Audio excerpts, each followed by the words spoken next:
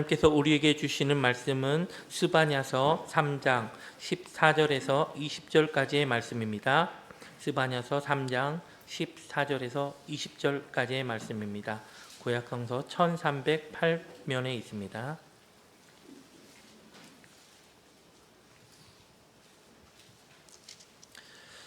시온에 따라 노래할지어다. 이스라엘아 기쁘게 부를지어다. 예루살렘 따라 전심으로 기뻐하며 즐거워할지어다. 여호와가 내 형벌을 제거하였고 내 원수를 쫓아내었으며 냈으며 이스라엘 왕 여호와가 내 가운데 계시니 내가 다시는 화를 당할까 두려워하지 아니할 것이라. 그날에 사람이 예루살렘에 이르기를 두려워하지 말라. 시온아 내 손을 늘어뜨리지 말라. 너의 하나님 여호와가 너희 가운데 계시니 그는 구원을 베푸실 전능자이시라. 그가 너로 말미암아 기쁨을 이기지 못하시며 너를 잠잠히 사랑하시며 너로 말미암아 즐거이 부르며 기뻐하시리라 하리라. 내가 절기로 말미암아 근심하는 자들을 모으리니 그들은 내게 속한 자라. 그들에게 지워진 짐이 치욕이 되었느니라. 그때 내가 너를 괴롭게 하는 자를 다 벌하고 저는 자를 구원하며 쫓겨난 자를 모으며 온 세상에서 수욕받는 자에게 칭찬과 명성을 얻게 하리라. 내가 그때 너희를 이끌고 그때 너희를 모을지라. 내가 너희 목전에서 너희의 사로잡힘을 돌이킬 때 너희에게 천하 만민 가운데서 명성과 칭찬을 얻게 하리라. 여호와의 말이니라. 아멘. 지난주 수요일 밤이었는데요. 둘째 아이가 칼을 쓰다가 손가락을 베었습니다. 보니까 이 앞에서부터 손톱 몇 라인을 따라서 쭉 이렇게 그어졌는데요. 그때 저는 소파에 앉아 있었습니다. 그리고 아내는 방에 있었어요. 왜인지는 나중에 알았지만 당황해서 엄마에게 가는 모습을 제가 언뜻 보았습니다. 엄마가 방에 있다가 보자며 아이를 데리고 이제 거실로 나왔는데요. 아이가 이렇게 잡고 있던 손을 놓자마자 피가 뚝뚝 떨어졌습니다. 근데 우리가 자식이 다치면 부모는 일단 속상하잖아요. 그래서 화를 냅니다. 속상하고 그래서 화를 낸다는 게 당연하진 않습니다. 속상하지만 화를 안 낼 수도 있습니다. 근데 그게 참 어렵습니다. 그래서 제게도 그렇고 아내에게도 참 어려웠습니다. 아내가 급하게 거지를 챙겨서 이렇게 감싸면서 뭐 하다 그랬냐? 씻으라고 했는데 왜 안 씻고 뭐 하다 지금 이렇게 피가 나냐? 뭐 어떻게 된 거냐? 계속 다그쳤습니다. 그때 아이의 표정을 보니까요. 일단 손가락을 자기가 베어서 놀랐습니다. 아파요. 겁에 질렸습니다. 그런데 엄마의 말을 듣고 나니까 다 내 잘못이에요. 엄마가 화가 난 듯해서 이러지도 저러지도 못합니다. 무서운데 무섭다고, 아픈데 아프다고 말도 못한 채 그냥 울상이 되어 있습니다. 근데 어려서 저도 그런 적이 있습니다. 불장난을 하다가 손을 이렇게 심하게 댔거든요. 그러니까 조금 물집 잡히고 그냥 뭐 빨갛게 되고 끝나는 것이 아니라 정말 이렇게 엄지손가락만큼이 이게 살같이 녹아서 이렇게 벗겨졌어요. 그런데 제가 불장난하다 그랬잖아요. 그러니까 불장난했다고 혼날까 봐서 아픈데 집에 못 들어가고 밤까지 그냥 계속 집 주변을 어슬렁어슬렁 거릴 때가 있었거든요. 이 본문은 심판 때에 그럴 유다 백성들을 염두에 두면서 선포한 말씀입니다. 기본적으로 스바냐는 요시야 시대의 예언자입니다. 우리가 요시야 하면 뭐 잘 알고 있을 텐데요. 종교개혁을 행했던 선한 왕입니다. 소위 말해서 열왕기에서 이스라엘과 유다를 통틀어서 선한 왕은 히스기야와 요시야 정도밖에 없는데 그 중에 하나예요. 근데 그 종교개혁은 요시야가 왕이 되고 한 18년째 됩니다. 근데 그리고 그 전까지는요 완전 엉망진창이었어요. 물론 그 전에 히스기야가 종교개혁을 실시한 적이 있지만 히스기야가 죽고 그 아들 므낫세가 그 유다를 통치하게 되면서 그 땅에 온갖 우상을 들여오고 이전보다 더 타락한 상태로 만들었습니다. 근데 그럴 수밖에 없는 게요. 므낫세가 55년 동안 통치했습니다. 55년 동안 통치하면서 내내 아수르의 봉신이었습니다. 우리가 봉신이라는 의미를 알잖아요. 사실상 아수르의 지배를 받습니다. 그래서 아수르의 신을 섬겨하고 아수르 사람들이 믿었던 천체를 경배하였습니다. 거기에 오랫동안 자기들이 행하여 왔던 바알이나 아세라 그리고 암몬의 신인 밀곰 등을 계속해서 숭배해 왔죠. 그러면서 하나님을 찾지 않았고 또 하나님을 따르지 않았습니다. 하나님을 무력한 신으로 여기면서 그래서 하나님은 우리에게 복도 내리지 않을 뿐만 아니라 화도 내리지 않는다, 이렇게 조롱하기까지 하였습니다. 하나님을 찾지 않고 또 하나님을 따르지 않는다는 것은 곧 하나님의 뜻대로 살지 않는다는 말이기도 합니다. 그러니까 하나님의 정의와 공의에 상관없이 사는 거예요. 그래서 그때 유다를 보면 거짓과 속임수, 폭력이 가득하였습니다. 하나님이 거기에 진노하십니다. 특별히 스바냐에서 그리고 있는 하나님은요, 화가 단단히 나셨어요. 그래서 1장 1절에서 스바냐에 대해서 간단히 언급한 이후에, 그러니까 스바냐가 누구이고 어떤 사람인지 설명하고 나서 곧바로 2절부터 심판을 선포합니다. 2절의 말씀 보면요, 여호와께서 이르시되 내가 땅 위에서 모든 것을 진멸하리라. 그러니까 모든 것을 다 없애겠다 말씀하시는데요, 이후의 말씀 역시 마찬가지입니다. 내가 사람과 짐승을 진멸하고 공중의 새와 바다의 고기와 거치게 하는 것과 악인들을 아울러 진멸할 것이라. 내가 사람을 땅 위에서 멸절하리라. 나 여호와의 말이니라. 그러니까 성경에서 하나님의 심판은 여러 곳에서 나타나요. 그런데 스바냐에서는요, 그 어느 곳보다 그 표현이 분명하고 강합니다. 방금 읽은 말씀에서도 진멸하고 멸절하고를 계속 반복하는데요, 이 말씀이 여기서뿐만 아니라 스바냐 전체에서 이루어지고 있죠. 그래서 8절에서는 벌하겠다, 12절에서는 부를 찾아 벌하겠다, 13절에서는 재물을 노력하고 17절에서는 고난을 내리겠다, 2장 12절에서도요 재물을 노력하겠다, 3장 6절에서는 다 끊어버리겠다, 그리고 11절에서는 해할 것이다, 이렇게 말하고 있습니다. 그럼 우리 한 절만 더 볼까요? 3장 8절의 말씀입니다. 나 여호와가 말하노라. 그러므로 내가 일어나 벌할 날까지 너희는 나를 기다리라. 내가 뜻을 정하고 나의 분노와 모든 진노를 쏟으려고 여러 나라를 소집하며 왕국들을 모으리라. 온 땅이 나의 질투의 불에 소멸되리라. 이렇게 말하고 있습니다. 이게 다름 아니라 하나님의 말씀이에요. 온 세상을 지으신 하나님께서 이 유다를 멸하기 위해서 일어나시고 온 힘을 다하여 그들을 치시겠다 말씀하시는 겁니다. 분노와 모든 진노를 쏟으셔서 온 땅을 소멸시키시겠다, 하나님께서 그렇게 말씀하시는 거예요. 당시의 유다 백성들은요, 여호와의 날을 기다렸습니다. 그들이 생각할 때 여호와의 날은 어떤 날인가 하면 구원과 회복의 날입니다. 하나님께서 우리를 위로하시는 날이에요. 그런데 스바냐가 그 여호와의 날을 심판의 날이라 선포하였습니다. 그리고 1장 15절에 보시면요, 그날은 분노의 날이고 환난과 고통의 날이고 황폐와 패망의 날이고 캄캄하고 어두운 날이다 말하고 있습니다. 우리가 한번 그때를 한번 생각해 보죠. 여호와의 날, 하나님의 분노와 진노가 쏟아지는 날, 하나님께서 심판하시는 그때를 우리가 머릿속에 한번 그려보면요,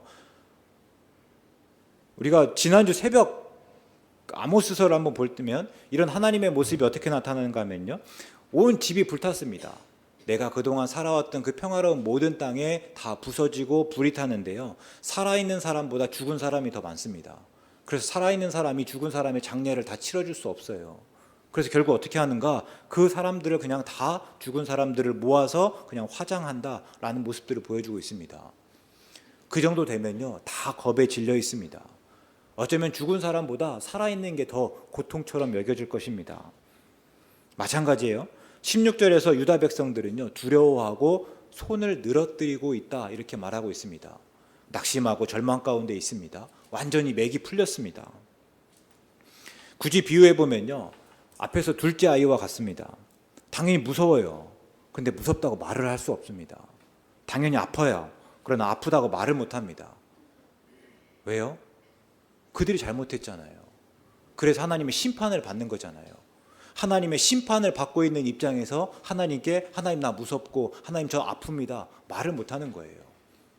그냥 그 앞에서 그 모든 것들을 감당할 수밖에 없죠.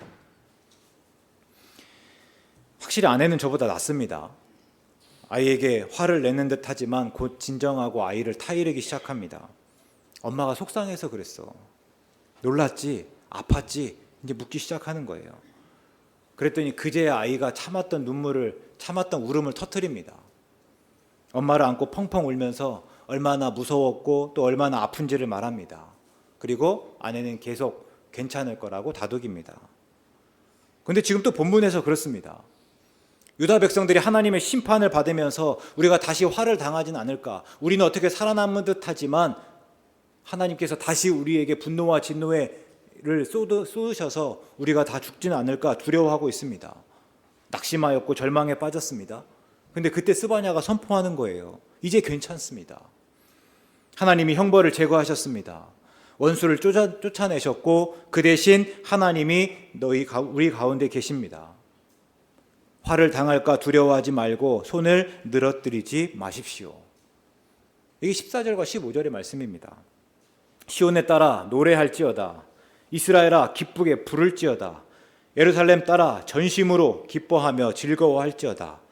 여호와가 내 형벌을 제거하였고 내 원수를 쫓아냈으며 이스라엘 왕 여호와가 내 가운데 계시다. 지금 심판 가운데서 절망하고 있는 유다 백성들에게 기뻐하고 즐거워하라고 선포하는 거예요. 그럼 왜 노래하고 왜 기뻐하고 즐거워해야 되는가? 먼저는요, 하나님이 그들의 형벌을 제거해서입니다.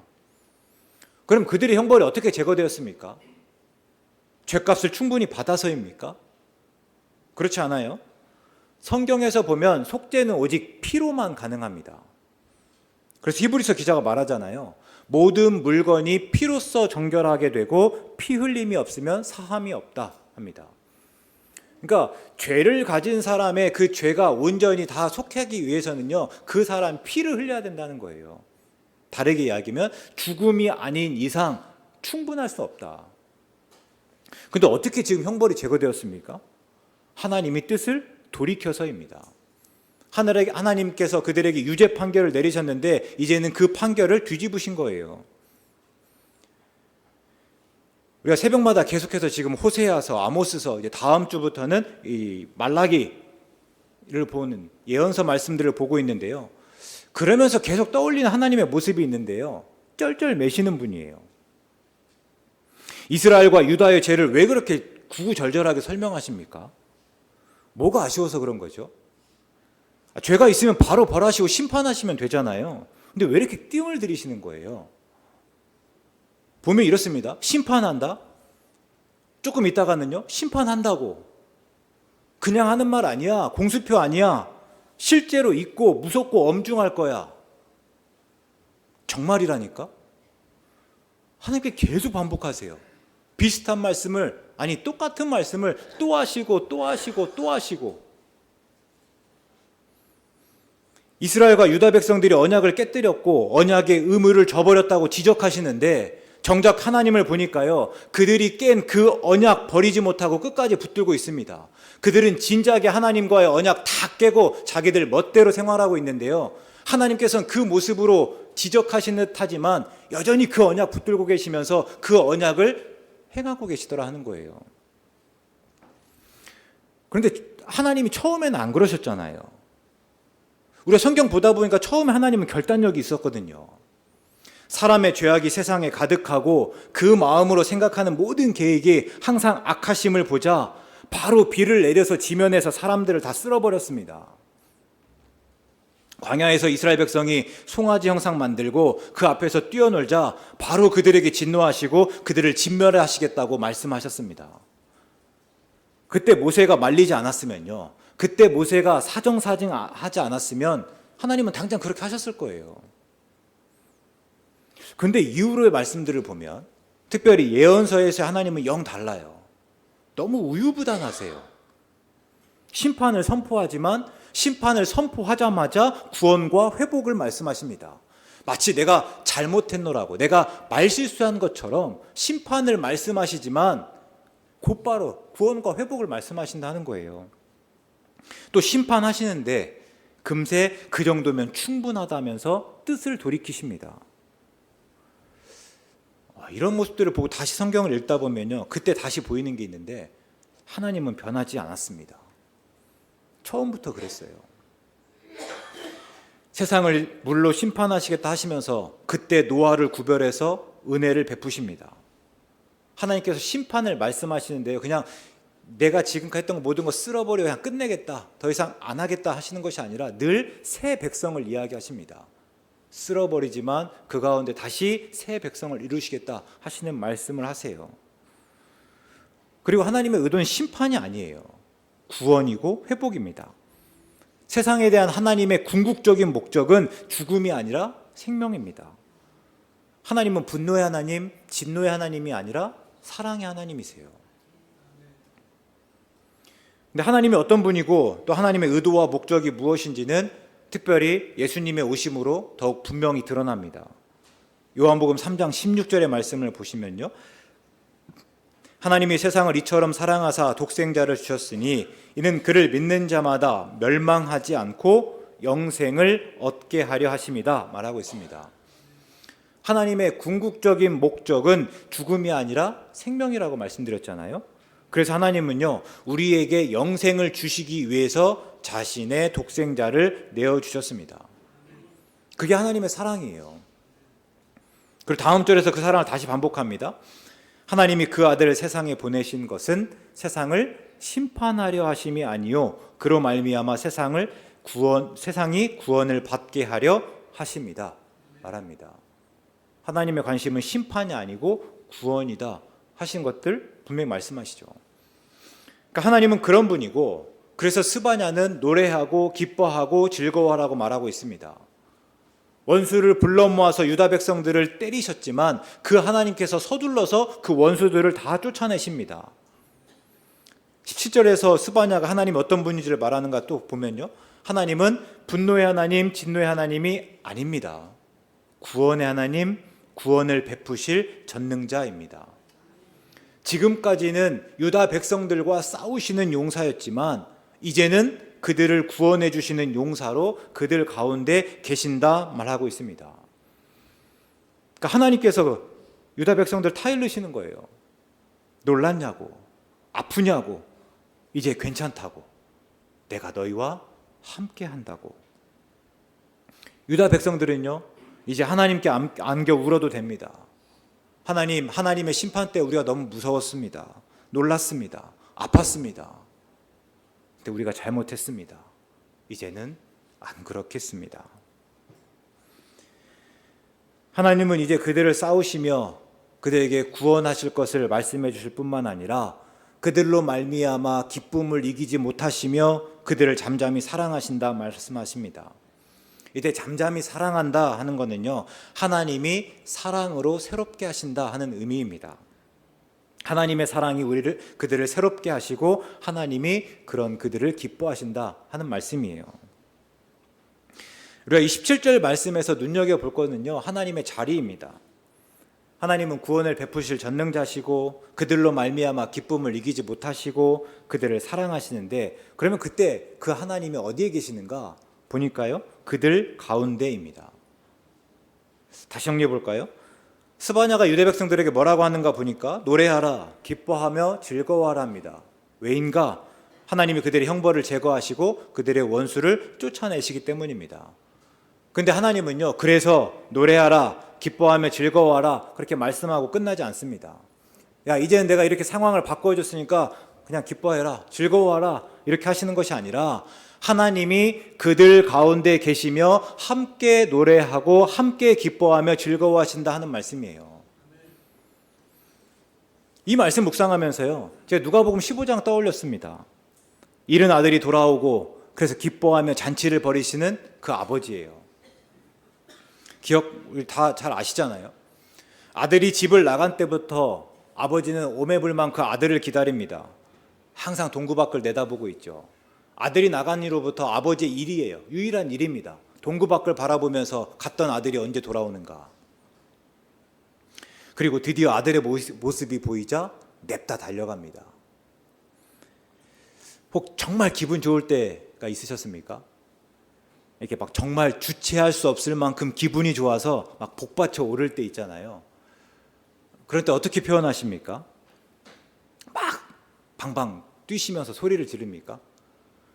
아니면 이렇게 주먹 불끈 쥐고 막 부들부들 떠십니까? 사실 저는 리액션이 별로 없거든요. 그래서 제가 정말 좋다고 하면 진짜 좋은 거예요. 근데 한 번은 제가 너무 좋아서 달린 적이 있습니다. 그러니까 달려야겠다 해서 달린 게 아니에요. 막 도저히 가만히 있을 수가 없겠더라고요.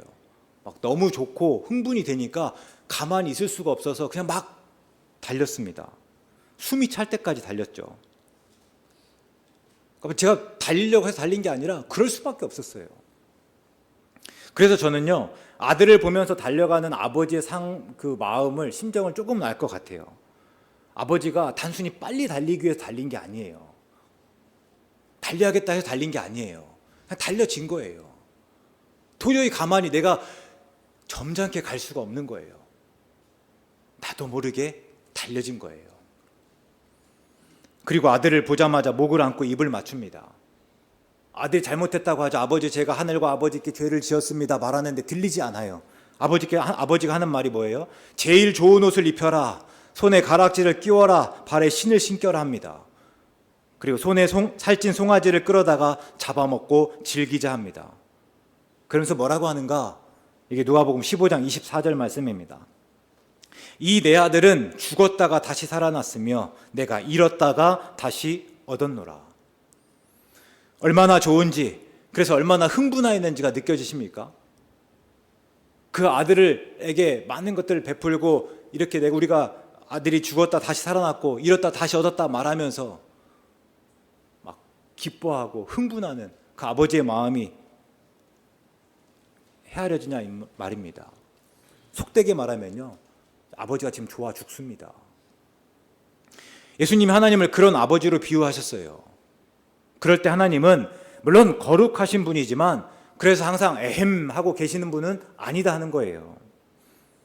창세기 1장에서 하나님이 매일 지으신 세상을 보시고 또 사람을 보시면서 좋다 반응하시잖아요. 그때 하나님의 마음을 헤아려 보신 적이 있습니까? 그때 하나님의 심정이 어땠을까? 하나님 어떤 기분이었을까? 한 번쯤 떠올려 보신 적이 있으신가요? 그냥 지나가면서 쓱 보시고 내가 만들었지만 잘했네, 좋아, 그냥 그렇게 끝냈었을까요? 아닐 거예요. 감탄에 감탄을 연발하고 흥분해서 숨이 가팔라지고 누구에게든지 자랑하지 않을 수 없을 그런 마음이었을 거예요. 그래서 어떻게 합니까? 삼위로 계신 하나님이 서로 기뻐하면서 나름 자축하는 모습들 한 번이라도 떠올려 보신 적 있으신가요? 그런 하나님은 너무 경박합니까? 근데 본문에서 하나님이 그래요. 조금 전 말한 대로 하나님이 사랑으로 그들을 새롭게 창조하셨습니다. 그러고 나니까 창세기 1장에서 세상을 창조했을 때처럼 좋은 거예요. 처음 사람을 지으셨을 때처럼 좋은 거예요. 그 정도가 어떠한지 하나님이 너로 말미암아 기쁨을 이기지 못한다 말씀합니다. 이해해 주세요. 다시 속되게 한번 말해보면요, 하나님이 그들 때문에 좋아 죽습니다. 이게 본문의 말씀이에요. 근데 하나님이 여기서 끝나지 않습니다. 쫓겨난 유다 백성들을 모읍니다. 그들을 괴롭혔던 모든 사람들을 벌합니다. 그리고 하나님의 심판을 받으면서 창피당했던 온 땅에서 이제는 유다 백성이 칭송받고 이름을 떨치도록 해주겠다 약속하십니다. 하나님께서 그들의 운명을 다 바꿔주신다 하는 말씀이에요. 그럼 이제 유다 백성들은요, 다시 여호와의 날을 기다립니다. 그날은 구원과 회복의 날이고 위로의 날입니다. 그날은 유다 백성은 하나님으로 말미암아 기뻐하고 하나님은 유다 백성으로 말미암아 유다 백성과 함께 기뻐하시는 날입니다. 이게 오늘 우리에게 주시는 하나님의 말씀이에요. 그리고 이 모든 말씀은요, 예수님의 오심으로 다 이루어졌습니다. 하나님이 우리에게 노래하라고 하십니다. 기뻐하고 즐거워하라고 합니다. 왜 그런가? 심판이 끝났기 때문이에요. 앞에서 요한복음 3장 17절 말씀드렸잖아요. 하나님이 그 아들을 세상에 보내신 것은 세상을 심판하려 하심이 아니요 그로 말미암아 세상이 구원을 받게 하려 하십니다. 그러니까 예수님이 오시고 우리 죄를 대신해서 십자가에 달려 죽으심으로 예수님께서 우리가 받아야 할 심판을 다 받으셨습니다. 하나님이 예수님을 내세워서 우리의 형벌을 제거하신 거예요. 하나님이 예수님을 핑계로 우리의 형벌을 다 제거해 주신 것입니다. 한편 예수님이 십자가에서 죽으시는 것은요, 우리가 받아야 할 심판을 대신 받으신 일만은 아닙니다. 동시에 세상에 대한 심판이었습니다. 요한복음 12장에서이죠. 예수님이 십자가에서 죽으심을 앞두고 어떻게 기도하는가 보니까 예수님이 이렇게 기도하시겠다 해요. 내 마음이 괴롭고 그래서 아버지 나를 구원해서 이때를 면하게 하십시오 라고 구하려고 했더니, 아버지가 나를 보내신 목적이, 의도와 목적이 그게 아니잖아요. 내가 이때를 위해서 왔다는 것을 예수님이 누구보다도 잘 아시는 거예요. 그래서 예수님께서 하나님 나 이 잠 받기 싫고 나 십자가 달려 죽기 싫습니다 이렇게 구하는 것이 아니라 이렇게 합니다. 아버지여, 아버지의 이름을 영광스럽게 하옵소서. 그랬더니 하늘에서 소리가 나기를요, 내가 이미 영광스럽게 했다 합니다.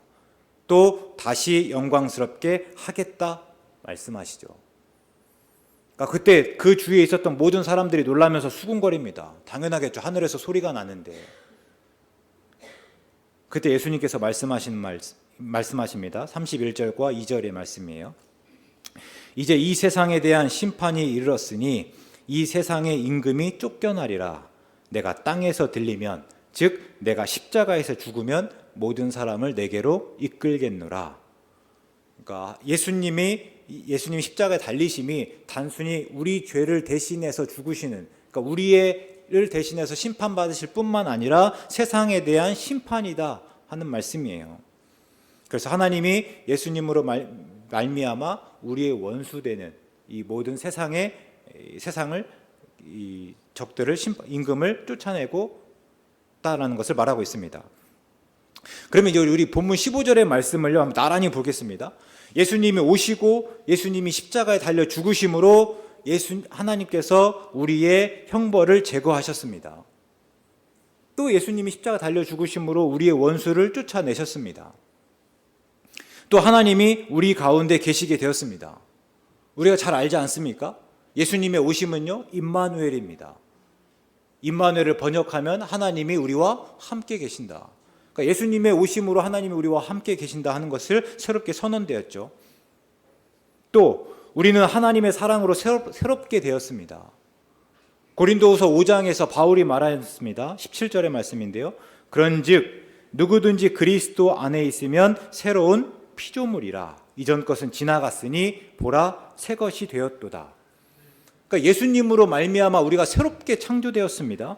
그래서 하나님이 보시기에 좋은 존재, 하나님이 좋아서 죽겠는 존재, 하나님이 기쁨을 이기지 못하시는 존재가 되었습니다. 이게 나중에 있을 일이 아니에요. 다른 사람 이야기가 아닙니다. 지금 하나님이 우리 때문에, 하나님이 저와 여러분 때문에 기뻐하신다 하는 말씀이에요. 장단술 권사님이 지금 병원에 입원하셨는데요. 그래서 자식들이 온다고 합니다. 뭐 입원하니까 자식들이 오는 거예요. 그러면 부모들은 그러잖아요. 뭐하러 오냐고. 야, 여기 너무 좋다. 때 되면 밥 주고 와서 살펴주고 아프면 아프다고 어디가 아프냐고 어디가 불편하냐고 물어주고 참 좋아. 그러니까 그렇게 너 신경 안 써도 된다. 그렇게 멀리서 안 와도 돼. 바쁘고 힘들 때 괜찮아. 뭐 이렇게 이야기하잖아요. 또 자식은 또 자식대로 그래도 가봐야지 또 온단 말이에요. 근데 어쨌든 장달순 권사님도 그랬대요. 오지 말라. 멀고 힘들고 바쁜데 왜 오냐. 근데 자식들이 오겠다 했답니다. 그 말씀하시면서 권사님 입이요 귀에 걸렸어요. 오지 말라고 하지만 자녀들이 온다고 하니까 좋은 거예요. 이 핑계로 그냥 자녀들 한 번 더 볼 수 있다니까 좋은 거예요. 아프고 불편하지만 자식을 보고 손주를 보면 좋듯이 하나님이 이제 우리를 보시면서 그렇게 좋아하십니다. 또 예수님의 다시 오심으로요 우리는 칭찬과 명성을 얻을 것입니다. 그래서 우리의 기다림은 기쁨입니다. 이 말씀이 선포될 때는 아직 심판조차 임하지 않았을 때예요. 심판이 있고 그 심판을 겪으면서 위로의 말씀으로 주시는 말씀이에요. 근데 우리는 이미 예수님으로 말미암아 다 이루어졌다니까요. 이게 다 이루어진 일이에요. 이게 오늘 우리가 지금 이 상황 가운데 처해 있다 하는 거예요. 그래서 기쁨입니다. 예수님이 십자가에 달리시기 전에 말씀하셨잖아요. 그 안에 죽으시기 전에 다 이루었다.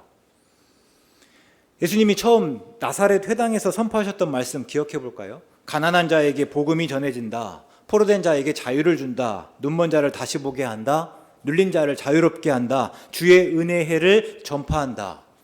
이 모든 일이 다 이루었다. 예수님의 오심으로 구원과 회복의 때가 이르렀고 하나님의 나라가 이미 이루어졌습니다.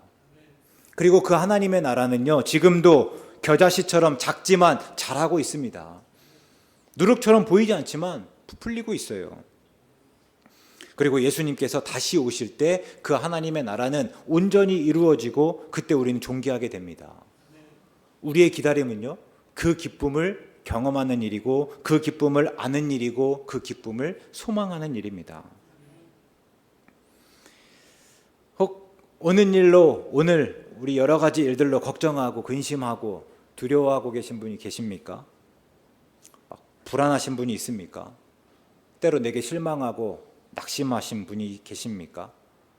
마치 심판의 때와 때를 겪는 것처럼 살아가시고 손을 늘어뜨리고 계신 분이 있습니까?